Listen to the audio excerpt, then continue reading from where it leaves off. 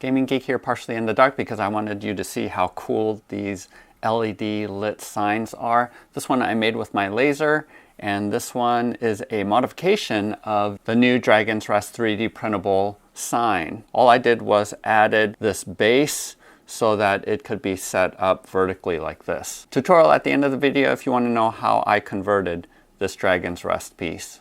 But let's go ahead and dive into today's main topic, which is whether or not you should pre-order the HeroQuest reprint that was just made available yesterday, which is September 22nd of 2020. The crowdfunding campaign is going to be going on until I think November 6th. And if you're a little bit on the fence about whether or not you should pre-order, hopefully this video will help you out. So let's go ahead and go over to the computer and see what some of the differences are, what's staying the same with this version of HeroQuest. So yesterday when I was watching the countdown timer and it reached 0, nothing happened on screen, and I expected some big announcement to change or appear on the screen, but nothing really happened, and so I thought possibly that the website had crashed. I finally figured out all you had to do was refresh the page, and that led you to this website, which is Pulse, Hasbro's crowdfunding platform. So I didn't know this about Hasbro, but apparently they have crowdfunded some of their toys in the past. And so rather than going through Kickstarter, they went through Pulse, and you are now able to buy the reprint of HeroQuest. So let's go ahead and take a look at what is being offered here and glean any information that we can get. So this is exactly 24 hours after they initially started, and they have almost reached their goal of $1 million. So my guess is that they're going to be able to reach at least 2 million, possibly more. Because look at this, it is a 45-day campaign, which is super long for any crowdsource campaign. So we'll wait and see. And there's 2 tiers that they're making available. Again, it will end on November 6th, so you won't be charged until then. Now here's a couple of other things that's interesting here. It says this campaign will move into production when it reaches its minimum backing goal. So my question is does that mean once it hits 1 million, they're going to put it into production? It seems like they're going to wait until November 6th because that's when they're actually charging our credit cards in order to receive the funding. So I'm not 100% sure. What I do think is true is that when they say they're going to move it into production, I don't think they've done any pre-production work so far. Because when you look at the pictures of the miniatures, all of them seem to be digital files. But let's look here. Are these actual miniatures printed out, or are they digital files? To me, they look a little bit digital just because of the shading on the board. Seems like it might have been photoshopped in, but I can't say for sure, right, from this angle, whether or not these are actual preprints of production models. So not entirely sure what they mean, but all that to say is I don't know how long it's going to take for them to deliver on our pre-orders, because there's no indication here or information about delivery or planned delivery. The other thing about this campaign that I know some people are already mad about is that this is only available in North America, except for Quebec. I'm not sure why there's hate towards Quebec, but it is available in Canada and in the United States. They apparently aren't going to be shipping anywhere around the world, which I think is a huge miss. Hasbro, especially as a big game company, would have distribution throughout the world, but maybe that's not the case. I'm not sure why they're only making this available here in the United States, especially when it has such global appeal, and they could raise a lot more money if they did open up to the rest of the world. So that is a big bummer about this release, but hopefully it will come to retail and will be available in stores across the world. Now, I'm not entirely sure if that's going to happen, if it's going to go to retail. This is an article by Polygon. Seems like they were able to interview some Hasbro workers about this, and it's unclear to me whether or not it is supposed to go to retail, because here it says, even if the project is successful and a retail launch is planned, so it seems like they are planning on a retail launch, I'm not entirely sure if this is contingent upon how successful it is. Because down here it says not every campaign has been successful, and if the $1 million goal isn't reached, no copies of HeroQuest will be produced. The good news is based on the campaign, we know it is going to be released. So my hope is that this will be available at retail. Hasbro does have a convention, an online convention that's going to be happening later this week. I think the 25th and 26th, and apparently there's going to be more news about HeroQuest shared there. So hopefully they will share about the timeline of when they think they're going to be able to deliver on this and whether or not it's going to go to retail. So before we check out these two different tiers, it does seem like Hasbro went the safe route and the route that makes the most sense in my mind to only do a cosmetic upgrade to the game. So here, even the box art is very similar to the original box art, and all of the components are the same, and even looks the same. Here's the cover to the rules of play, which looks very similar. The Dungeon Master screen looks very similar. Again, there's updates to the artwork. But take a look at cards. They're in color now, but the formatting is very similar. Even though the back of the cards got a color treatment, this harkens back to the original artwork that was found in the original game. So I think the philosophy of Hasbro was to tap into what they know is the market of the group, like myself, that has a lot of nostalgia for this game. So they didn't want to mess with the rule set that much, because guaranteed, if they had updated the rule set, there would have been a lot of people that would have been pissed off. And I think it was a safer move on Hasbro to not mess with the rules at all and really just do a reprint rather than HeroQuest 2.0. Now, I really wanted an update to the rules. And in fact, I think the best of both worlds would have been in this base set to have the original rules and to throw in an updated rule set. I think that would have been awesome. But I completely understand from a business perspective why Hasbro chose to be more conservative and keep it pretty much the same rules as before. I am glad that they kept this board, the original board, even down to the graphics and details and even the scatter stuff found throughout the dungeon. This is an exact replica of the original board. And I'm happy about that because I 3D printed and painted up a 3D board. If you haven't seen that video, make sure you check that out here.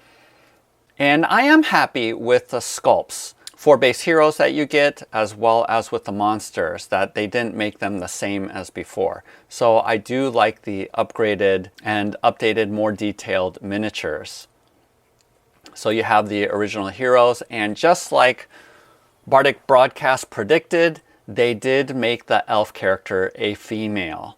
Now the strange decision though here is that she no longer has a bow, and in fact has a sword. If you look at her description, it says elf, a master of both magic and the sword. Not sure why they got rid of ranged attacks. It would seem that that might affect gameplay mechanics, but I'm not sure. We're going to have to wait and see. And then here is the wizard and their cards again. And then the gargoyle, that's definitely a better gargoyle than in the original. And you're coming out with 4 different sculpts for the orcs, 2 of them being female. And in the original set, there was only 1 sculpt for every creature type. So I'm glad that they're providing variety, and the details, at least in this digital rendition, looks really good. Here's the mummy and the zombie. So let's go ahead and check out the tiers. So the 2 tiers that they have, and check out this video at your own leisure. But the heroic tier at $100 and then the mythic tier at $150. So right off the bat, what you need to know is you are getting the exact number of miniatures that you would get in the original game.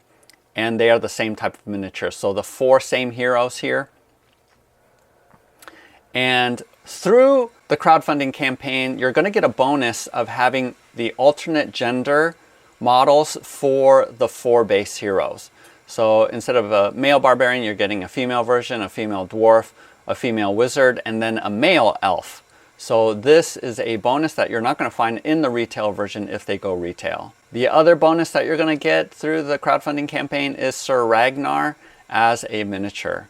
So they didn't change the number of miniatures or the types of heroes or anything like that. They're being faithful to the original. Now, they did make some changes, though, to what they're called. So these used to be called Chaos Warriors, but because I think they're separating a little bit from Games Workshop, which was where the original lore came from.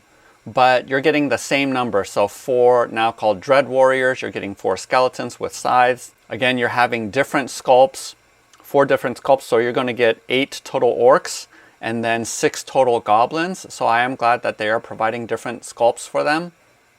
And this is the same number as in the original game.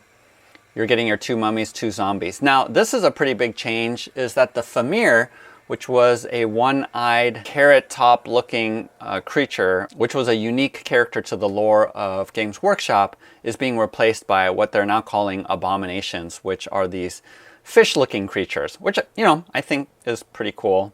I didn't have a particular attachment to Famirs. So again, you know, these are cosmetic changes.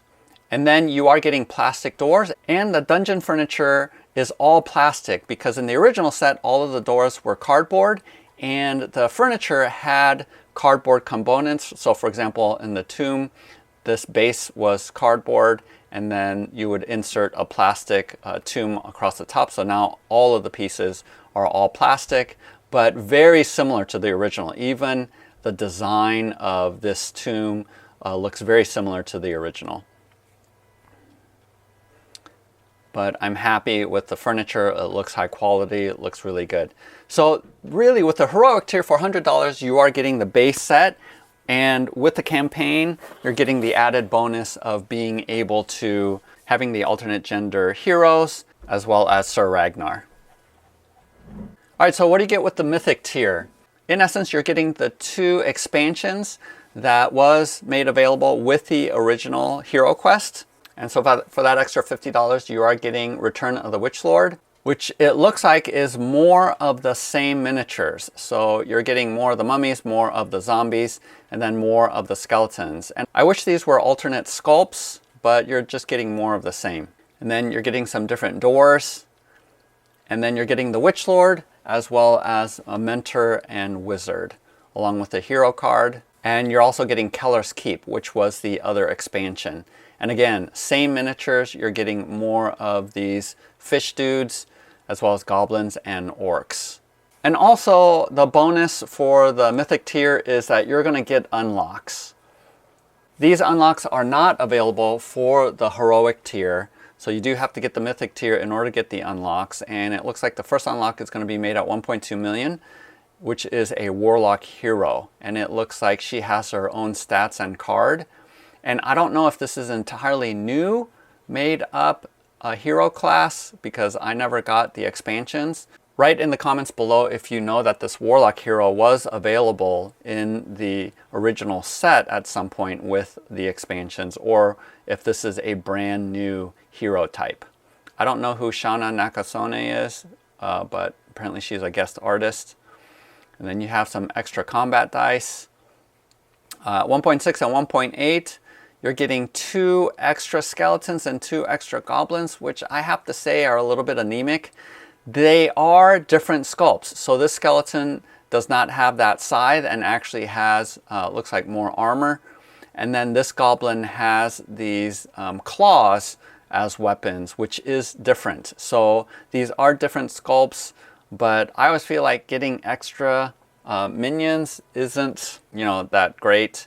But there you have it for stretch goals. And then a quest book. Rest of the page is just guest designers down here. So let me go ahead and scroll back up here.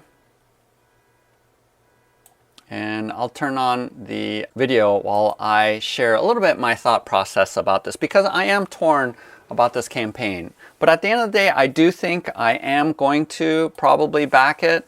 I will say the primary reason why I am going to go with the Mythic tier, the $150 tier, is to get those stretch goals, to get everything, mostly as a collector, mostly because of nostalgic reasons rather than really getting it to the gaming table. Because the reality is, even though HeroQuest is the beginning of board game dungeon crawlers, it is too simple. The game is too simple. I tried playing it more recently, and it was very elementary and too simple for my taste, especially when there are so many other more modern, with great dynamics, board games out there, or alternative dungeon crawlers out there that I would much rather play. The examples are Sword and Sorcery, Gloomhaven, Madara, and then some upcoming ones like Oathsworn, Alter Quest, which is literally a HeroQuest replacement,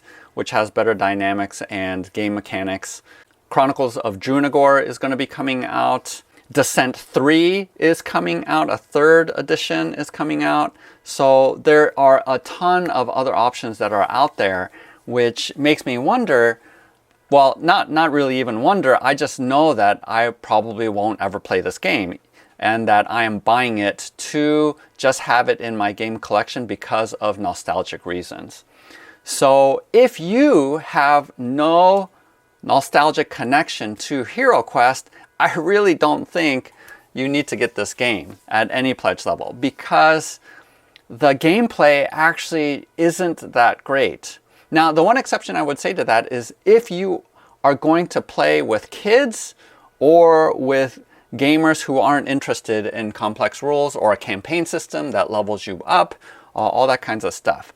If you're going to introduce this as a first dungeon crawler to folks who are not normal gamers, then this might be a good option for you, and to be able to dive in, especially at that $100 level, which I think is a good deal, because the prices here, $100 and $150, is not a shocker to those of us who are regularly buying games on Kickstarter. That's actually pretty much the standard nowadays. So take that into consideration. Unless you have nostalgia, I don't know if I would suggest actually pre-ordering HeroQuest or buying this game when it comes to retail. Now, having said that, I still don't think nostalgia would be enough of a reason for me to drop $150 or $100 to buy this game. The reason why I am getting this game is because my plan is to use a different rule set for it. A number of years ago, I ran into this print and play dungeon crawl. That's what it's called, dungeon crawl. And this is an independent designer who made this really lengthy and in-depth system, but with simple mechanics. And my intention is to actually use this rule set and campaign rules to adapt it for HeroQuest. If you're interested in that, go ahead and check out in the links below. This is just $15 for this rule set. You're getting a ton of material. Maybe I'll come out with a video if you guys want of how this rule set works. But if there wasn't an alternate rule set for HeroQuest, I don't think I would get it, because nostalgia just purely on its own wouldn't be enough for me. And I'm the guy who created the 3D dungeon set for this game. So who knows, as well, in the future, maybe a fan will come up with better and more complex rules for HeroQuest. I think someone already might have done that, but for now, this is my intention, is to back this game and then use better rules, and basically using HeroQuest as proxy for this rule set. So that's my general advice to you, is this really is for nostalgic purposes to buy HeroQuest.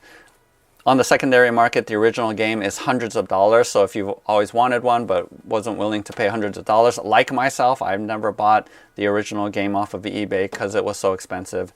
This is a great way to jump in at $100. But otherwise, definitely some of the other games that I listed are going to be way more fun to play than HeroQuest. So there you have it. I hope that this video was helpful for you just in processing whether or not you should jump on board. Please check out my Patreon page to see what the GGGG is for this month. For this month of September 2020, Bob the Beholder is going to be picking one of my patrons to receive the Dungeons and Lasers course set, and another patron to receive Durkar the Dragon. Like the video and make sure to subscribe. Otherwise, we'll see you next time. Thanks for watching. Okay, so the first thing you want to do is go to the Dragon's Rest Patreon page. Again, links in the descriptions below. And in order to get his files, you have to become a $6 a month Patreon supporter. And I think $6 is way too cheap, so don't be a jerk and just be a patron for 1 month, download all the files, and then leave. Because Ian provides tons of awesome files for his patrons. So once you become a patron, you will gain access to all of his posts, and typically the very first pinned post will be the code for the month, and the code changes each month. And I'm not going to show you what it is down here. So once you click on the link to go to OneDrive, copy and paste the code in there. Once you do that, you will end up here in the OneDrive files. Check out all of these files that you're getting for $6 a month, which is awesome, and he's constantly putting in new files. What you want to do is come down here to 101 HeroQuest Pre-Built, and then you want to basically download the HeroQuest LED Hero, and then also the Quest as well. These are previews, just JPEGs, so I only grab the STL files that I need. The way that he designed it is you can use these LED holders right here. Let's see if we can preview this. So these are designed to go underneath the actual print, and you put in LED lights in here, battery operated, but I thought that was a lot of switches that I would need to do to light up the different letters, and that's why I came out with this mod. And it normally lies flat, and I wanted it to be upright and vertical. That's why I created the mod. So the only ones I'm grabbing is the HeroQuest logo LED Hero here, and then the same one for the Quest. Oops, the STL, not the JPEG. And then if you have smaller print beds, then you can grab some of these down here. But these are the only two files that I'm grabbing, and you hit download.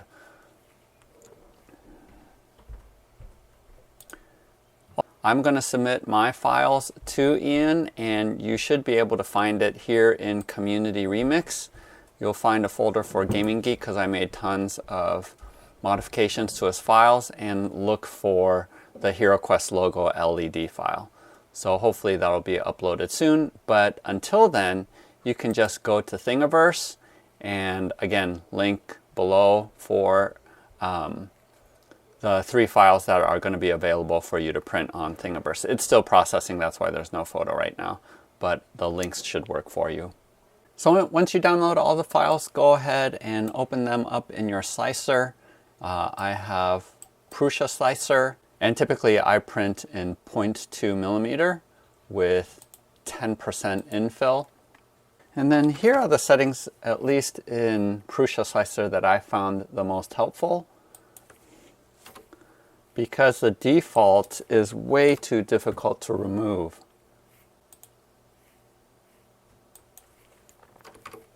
So I found these settings actually to be the most helpful for the support that you're going to need to print this off.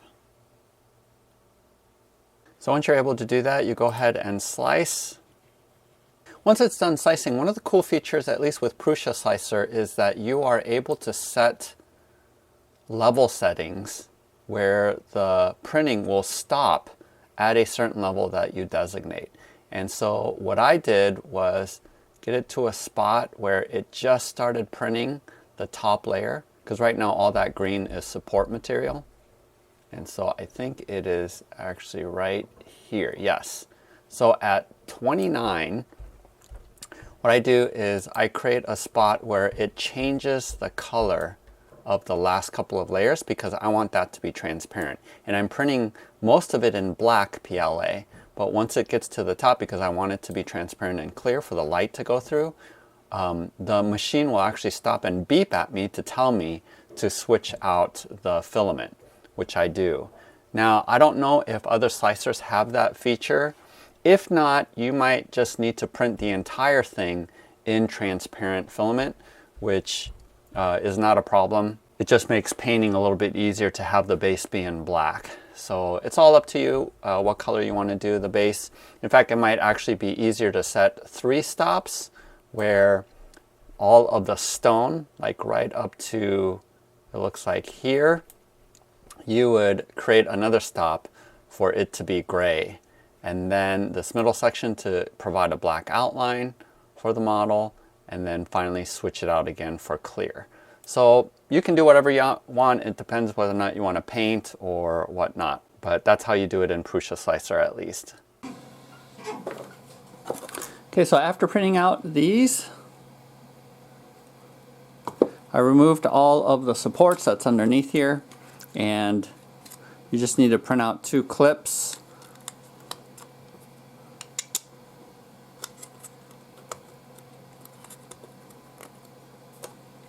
And then clip them together.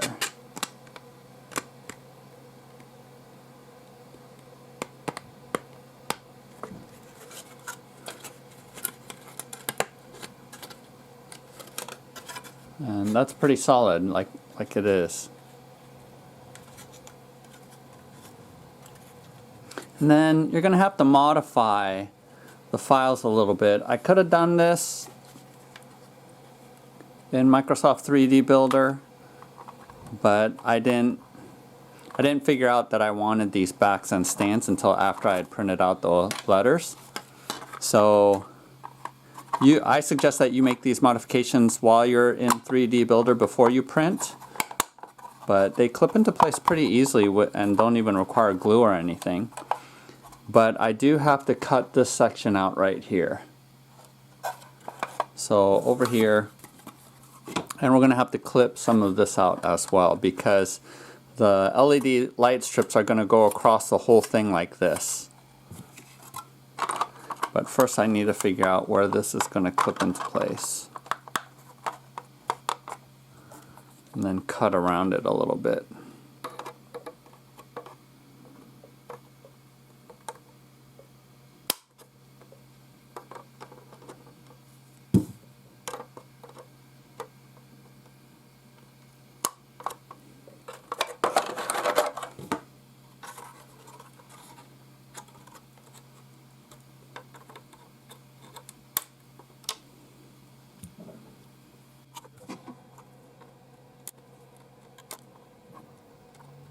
Just approximate how much of this you need to cut.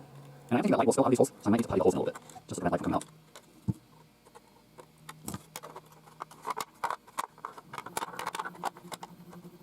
More.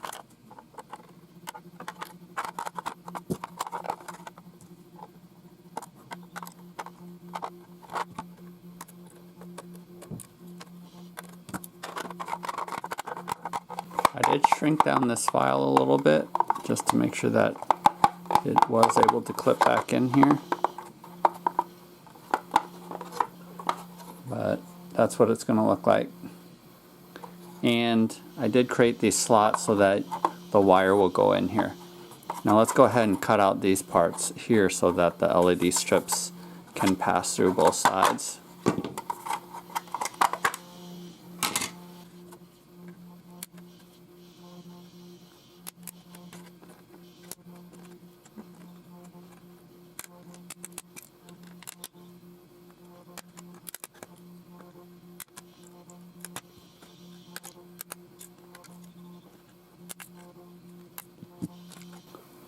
Now that should be enough. Here I'm using some zinc from Americana craft paint, and I am doing all of the stone. You know, it would have been a lot easier just to print out the stone section in gray and then swapped out the filament for black to be around the letters just like this, and then finally the clear for the actual inside of the letters. So if you do have gray filament, I would definitely print that way rather than needing to go back and paint all of the gray. Normally I spray primer on all of my 3D prints before I brush on any paint because it's just going to adhere a lot better. But in this case, I didn't want to have to mask off all of the letters. And I'm not really handling this sign that much anyway. I think for miniatures or terrain, it's a good idea to have spray primer as a way to make the paint adhere better to the print. But in this case, because it's mostly a display, I don't think it's a big deal that I'm just directly putting on acrylic paint. So next we're going to dry brush with some lighter gray, and I'm using slate gray here. And it ended up being still not as light as I wanted, and so after I did a coat of this, I actually added a little more white to the slate gray to lighten it up even more. But in general, it's pretty easy to do a layer of dry brushing just to highlight the raised edges on these. And this is the finished product here. I think it looks pretty good. Next, we're going to go ahead and insert the back parts to the base. And I'm just laying it across the back just to make sure that the spacing is correct. And then I don't stick it in very far, just a little bit further than the width of the top. And once you figure out where it's going to be, I found it helpful to put a dab of super glue underneath just to keep those in place. And then I set it on top of the back just to make sure that the alignment is correct. And then just carefully flip it over.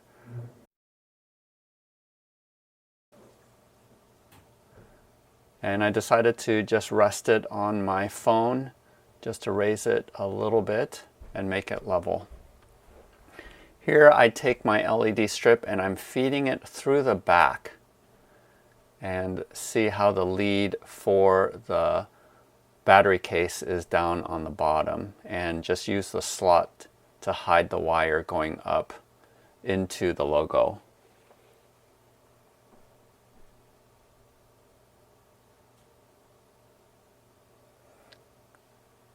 And I'm being careful not to move the back plates too much so that the spacing is preserved.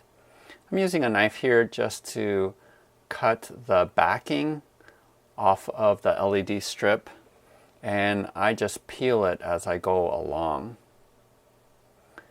and basically begin to attach it to the back plate.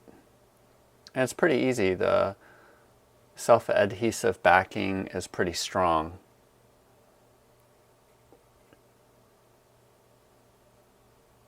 Once I reach the end of the row, you can twist it until you're pretty much line to line right next to the first strip. And this stuff is fairly flexible, so don't worry about turning those corners sharply. The ends aren't going to be completely on the plate just because you're going to raise it when you turn a corner. And that's okay. That's not going to be a problem or an issue because you actually have plenty of space inside of the logo.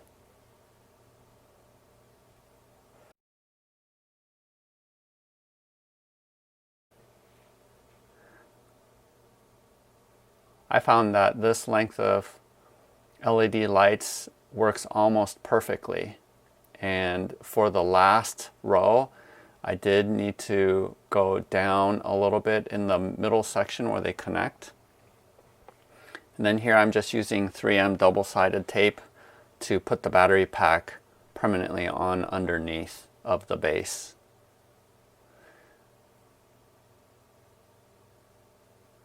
And make sure that the cover is able to come off in case you need to replace your batteries. Then I use my clippers just to clip the extra. Make sure you're cutting along the copper connector pieces. And then put the cover on and make sure everything fits. I did have to shave away a little bit more from the middle in order to get it to fit nice and snug.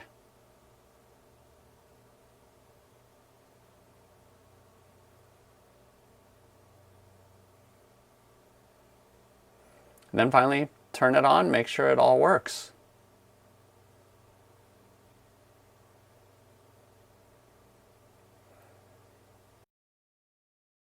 You might want to buy the one with the remote if you're going to be changing the pattern, but I'm really sticking only to this soft transition from one color to another, so I don't feel like I have to go in and switch it out. But if you're going to do that, just spend the $1 extra to get the one with the remote. But there you go. Hopefully that was helpful. We'll see you later.